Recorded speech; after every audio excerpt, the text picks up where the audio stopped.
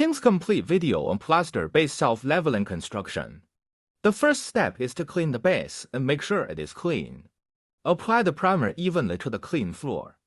The interface agent will form a protective film after drying. In the second step, stir according to the manufacturer's water ratio and note that it must be stirred evenly. The third step is to transport the evenly mixed self-leveling material indoors through a transport vehicle so that it can level itself. You can also use special self-leveling tools to help level the material better.